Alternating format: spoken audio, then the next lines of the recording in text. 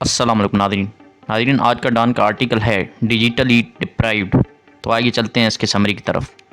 अमेरिकी दफ्तर बराए पर्सनल मैनेजमेंट ने हाल ही में तकरीबन 2.4 मिलियन वफाकी मुलाजमीन को एक ही ईमेल भेजी जिसमें उनसे पिछले हफ्ते के 5 काम दर्ज करने की कहा गया।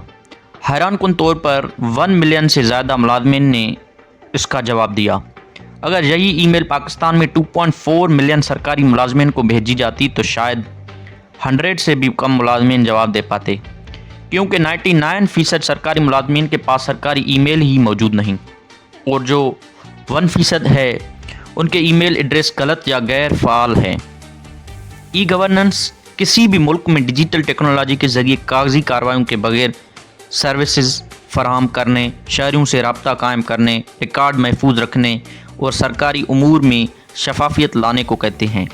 पाकिस्तान में ई गवर्नेंस के हालात इंतहाई नाकिस हैं, जिसका अंदाज़ा शहरियों को रोज़ाना दर्जनों कागजात, हलफनामे, तस्दीकी दस्तावेज़ात और दफातर के चक्कर लगाकर होता है।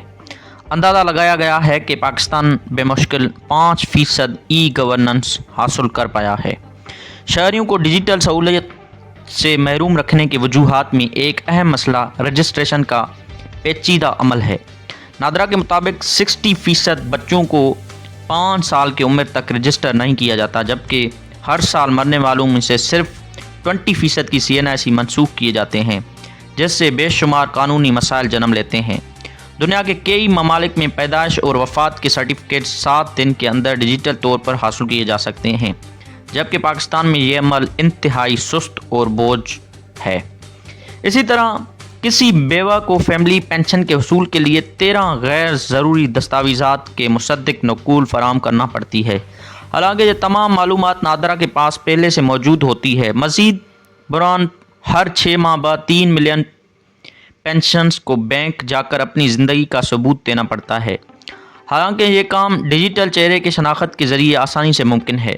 पाकिस्तान में 2.6 मिलियन मुकदमात ज़ेर इल्तवा है, जिन्हें हल करने में 2000 साल लग सकते हैं। अगर अदालती निज़ाम को डिजिटल नहीं किया गया, प्रॉपर्टी रिकॉर्ड को डिजिटल ना करने की वजह से ज़मीनों पर मुत्तअद अफराद दावा करते हैं, जिससे झगड़े और कानूनी पेचीदगियाँ पैदा होती हैं। पाकिस्तान में डेटा की शदीद कमी है, चाहे वो बच्चों के इस्तेसाल, शरह पैदाइश, कोयले के कानून की तादाद, सरकारी गाड़ियों, चाइल्ड लेबर, सनअती हादसात, जाली स्कूलों, गैर कानूनी असले या 76 मिलियन गैर रजिस्टर्ड मजदूरों से मुतालिक हो। मुल्क के पास कोई मुस्तनद डेटा नहीं। ज़्यादातर मालूमात बैनुल अक़वामी तंजीमों या गैर मुल्की फंड जी के ज़रिए हासिल की जाती हैं। मार्च 2025 में सिंध हुकूमत ने 5000 जाली असातिज़ा के खिलाफ कार्रवाई का ऐलान किया, जबकि 2024 के कराची मेट्रोपॉलिटन कॉरपोरेशन के ऑडिट में 950 जाली मुलाजमीन और 200 दोहरी तनख्वाह लेने वाले मुलाजमीन की शनाख्ती निशानदी हुई। पाकिस्तान को डिजिटल दौर में लाने के लिए फौरी इक़दाम करने की ज़रूरत है।